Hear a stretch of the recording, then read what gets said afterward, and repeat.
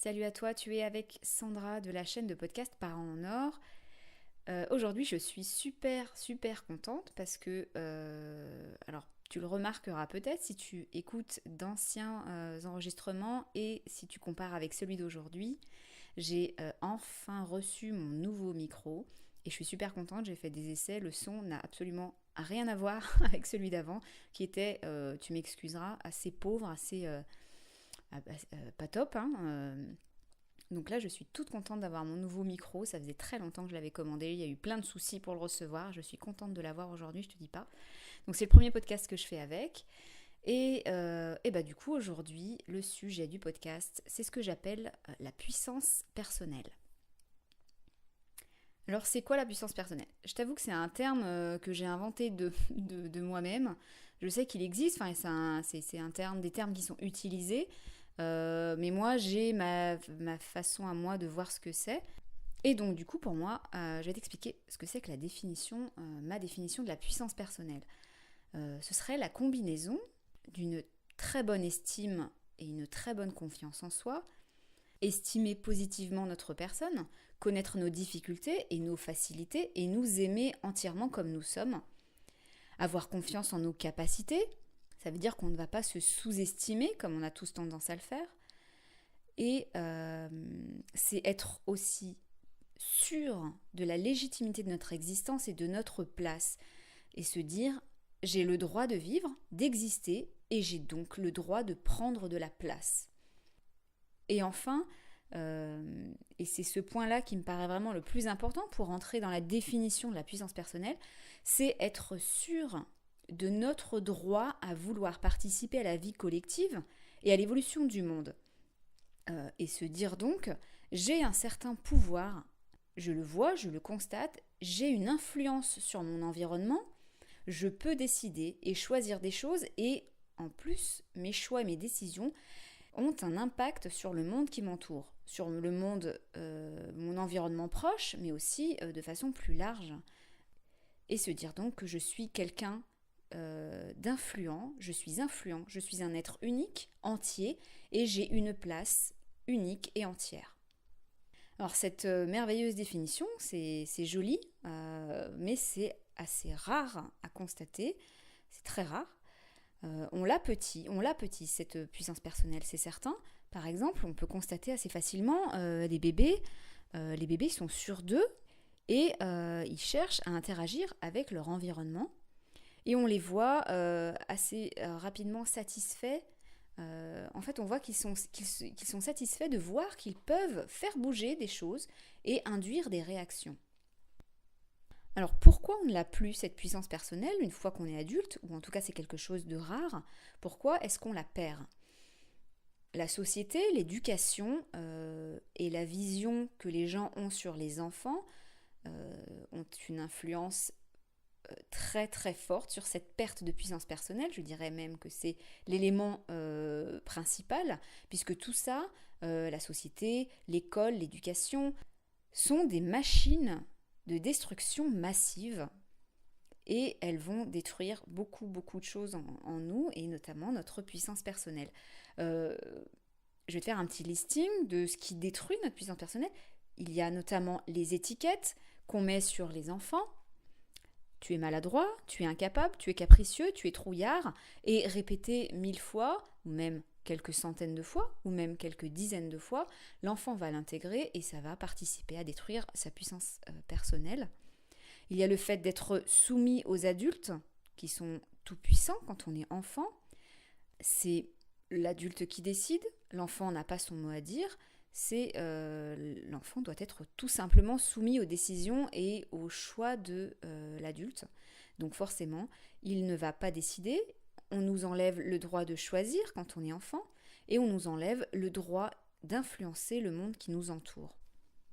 Il y a aussi bien évidemment toutes les formes de violences éducatives ordinaires. J'ai fait un podcast qui parle des VEO, des violences éducatives ordinaires, qui bien sûr, par les violences qu'elles soient physiques ou psychologiques, détruisent l'estime, détruisent la confiance et forcément détruisent la puissance personnelle de l'enfant qui grandit. Il y a aussi la négativité générale. on est entouré de beaucoup de négatifs. Les gens sont très facilement défaitistes, hein, en fait. Et on va te dire, quand tu es enfant, c'est trop dur pour toi, tu y arriveras pas, je vais le faire à ta place. Non, arrête, tu vas tomber, fais plutôt autre chose, etc. On ne va pas être encouragé ou très peu, et on va souvent sous-estimer l'enfant et ses capacités. Et le dernier point j'ai noté, on va dire, qui détruit cette puissance personnelle, c'est la non-acceptation des émotions. On est dans une société où les émotions sont mal vues et elles sont vues comme des faiblesses, alors qu'on est dans un monde où on nous encourage à être fort, à serrer les dents, à résister face aux difficultés et à ne pas montrer d'émotions ou pas trop parce que ça peut montrer une faiblesse ou en tout cas ça peut déranger. Donc les conséquences de tout ça, de cette société, de cette éducation que l'on fait subir aux enfants qui grandissent, c'est que on va grandir avec des tensions qui sont accumulées, des frustrations, une mésestime de soi bien sûr, la destruction de notre confiance en nous et on ne ressentira plus notre puissance personnelle puisque on n'a pas eu le droit de choisir, de montrer nos capacités et d'influencer l'environnement qui nous entoure. Alors comme la puissance personnelle, c'est un besoin fondamental qu'il va nous falloir absolument retrouver, puisque un besoin, c'est quelque chose qui ne s'éteint jamais, ça lâche jamais l'affaire, donc ça revient toujours, que ce soit même si c'est sous différentes formes, ça revient en nous pour qu'on fasse ce qu'il faut pour répondre à ce besoin. Et ce besoin fondamental, on va forcément toujours chercher, à le retrouver dans notre vie. Alors, il y a bien des cas et bien des périodes de nos vies durant lesquelles notre puissance personnelle, on ne va plus la ressentir, on ne va plus même la voir en fait, on n'aura que très peu de moyens de la retrouver. À cause notamment des différents points que j'ai cités avant et qui continuent, puisque une fois adulte, on continue malgré tout à subir la négativité générale, à subir l'autorité d'un patron ou de personnes qui nous influencent, à ne pas avoir le droit d'exprimer nos émotions, on va continuer à nous mettre des étiquettes sur nous, etc. Donc ça va induire des tas de périodes dans nos vies, des tas de contextes dans lesquels notre puissance personnelle, on n'aura pas le pouvoir de la retrouver et en tout cas on va devoir rester avec notre accumulation de tension et ce manque de puissance personnelle en nous.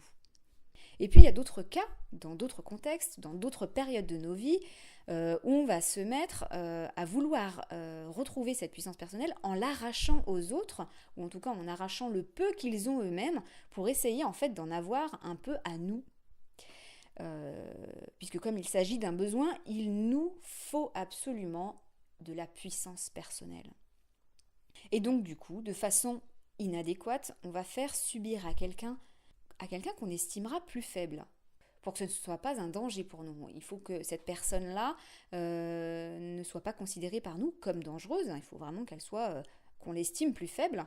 On va lui faire subir notre force, notre pouvoir, pour lui arracher, entre guillemets, sa propre puissance personnelle, ou en tout cas, pour essayer de ressentir un semblant de puissance personnelle en nous. J'aurais beaucoup dit les mots puissance personnelle dans ce podcast, mais c'est pour te dire à quel point c'est important.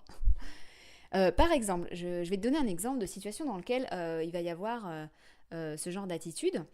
Alors, l'exemple d'un homme, il est soumis à la force et à l'influence de ses parents, avec lesquels il est, oui, vraiment soumis, on va dire. Et cet homme-là, il est chef dans une entreprise. Et quand il endossera son rôle de chef, il va être autoritaire, dur, il va vraiment faire le tout-puissant, entre guillemets, avec un de ses employés que, inconsciemment, il estime vraiment plus faible que lui.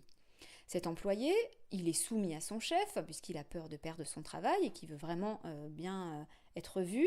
Il va rentrer chez lui et il va être autoritaire, colérique avec sa femme, qu'il estime plus faible que lui. Cette femme, soumise à ce mari, qui ne se sent pas capable d'être assez forte face à lui pour lui tenir tête, elle va être à son tour dure et intolérante avec ses enfants, qu'elle estimera plus faibles et non dangereux pour elle. Parmi ses enfants, il y en a un qui est toujours assez docile avec elle, et lui, on va le voir avoir un comportement violent et assez dirigiste avec un des enfants de la cour d'école. Donc c'est un schéma qui s'observe assez souvent. Si vraiment on pouvait voir d'un œil un peu plus loin, un peu plus objectif, on peut voir ce genre de schéma-là. Ce manque de puissance personnelle, en fait, qu'on tente maladroitement de retrouver, il peut engendrer ce genre de réaction en chaîne. Et on va se dire, par exemple, à l'école, on va se dire, mais qu'est-ce qui se passe avec le petit Julien? Qu'est-ce qui lui arrive? Pourquoi il est aussi agressif avec le copain de l'école? Qu'est-ce qui lui arrive? Et on serait bien mal barré pour trouver la solution de tout ça, puisqu'il faudrait s'amuser à remonter une chaîne finalement sans fin. Donc il est primordial, il est même carrément ultra préférable de retrouver, ou même je dirais plutôt de recréer en nous cette puissance personnelle et de le faire vraiment en nous. Hein. Ça passe par tout un travail intérieur avec différentes approches qui sont hyper variées, qui peuvent correspondre à différentes personnes selon le cas, comme par exemple la visualisation, avec le fait d'imaginer vraiment et d'être convaincu par ce qu'on voit dans notre tête, de s'imaginer tel qu'on aimerait être, confiant, serein, bien dans ses pompes, etc. Il y a les pensées positives à se répéter sans cesse en soi. J'avais fait un podcast qui s'appelle Voir et dire le positif, dans lequel je disais qu'il était important de verbaliser le positif et de se répéter des phrases positives à nous-mêmes. Il y a bien évidemment plein d'autres approches comme l'hypnose, les thérapies diverses, les lectures, les écoutes, les vidéos, tout un tas de choses en fait qui vont être des petits cailloux sur ton chemin de travail intérieur. Et toutes ces approches, elles doivent avoir de toute manière pour but de reconstruire l'estime et la confiance en soi, qui sont évidemment indispensables à une véritable puissance personnelle, puisque la véritable puissance personnelle, c'est pas quelque chose qui s'établit sur les autres, elle émane de nous, on se dit « je m'aime véritablement, je sais que mon existence est importante et j'établis ma place légitime sans chercher à dégrader les autres ou à les détruire ». J'ai beaucoup parlé aujourd'hui. En fait, je crois que je suis contente d'avoir mon nouveau micro. Je ne sais pas ce que ça va donner au final. Je suis sûre que ça donnera un meilleur son de toute manière que mon petit micro que j'avais avant. Voilà, avec ce podcast, je voulais t'inviter à prendre conscience de cette puissance personnelle que l'on a chacun en nous, qui est plus ou moins détruite, pour ne pas dire beaucoup détruite en général, et à tenter de la retrouver par différentes manières, sans pour autant essayer d'exercer une force sur son entourage. Et je te dis à bientôt pour un prochain podcast.